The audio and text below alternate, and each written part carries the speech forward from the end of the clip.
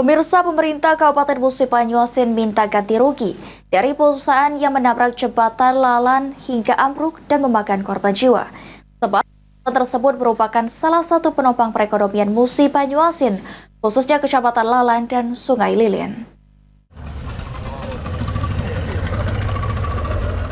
Ambruknya jembatan Lalan akibat ditabrak oleh kapal ponton pengangkut batu bara menimbulkan kerugian begitu besar bagi para warga Musi Banyuasin, di mana jembatan ini merupakan satu-satunya jembatan penghubung antara Kecamatan Sungai Lilin dan Kecamatan Lalan. Dengan ambruknya jembatan tersebut membuat perekonomian dan aktivitas warga menjadi terganggu. Tak hanya itu, ambruknya jembatan Lalan juga menyebabkan sejumlah instalasi listrik dan komunikasi menjadi terputus. Untuk itu, Sekda Musi Banyuasin Apriyadi meminta perusahaan batubara maupun kapal ponton dapat bertanggung jawab dan bisa mengembalikan jembatan yang memakan dana ratusan miliar tersebut dapat dikembalikan seperti semula. Diduga jika kejadian tersebut akibat adanya unsur kelalaian manusia sehingga terjadi kecelakaan tersebut dan menelan korban jiwa. Apriyadi mengungkapkan jika pihaknya telah menurunkan tim investigasi untuk mengusut hal tersebut dan segera melakukan rapat terpadu dengan sejumlah pihak untuk mengambil langkah cepat mencarikan solusi penanggulangan dari kecelakaan ini. Jadi terkait dengan kejadian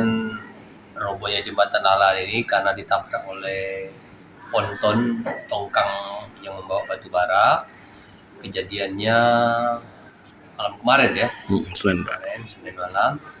Pertama, kami sudah menurunkan tim investigasi dari Pemkab Musi Banyuasin, sudah menurunkan tim, kemudian sudah pemilik kapal sudah diamankan oleh APH dan sudah dilakukan pemeriksaan sepertinya.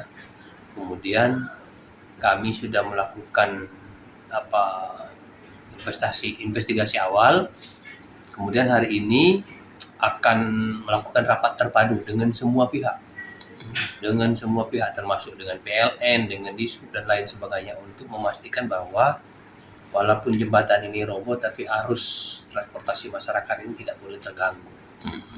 Jadi mungkin hari ini akan kita bicarakan bagaimana untuk menyiapkan transportasi kepada masyarakat, bagaimana untuk menghidupkan kembali jaringan listrik yang sudah terputus, semuanya akan kita bahas pada hari ini. Ruzi Iskandar, PAL TV.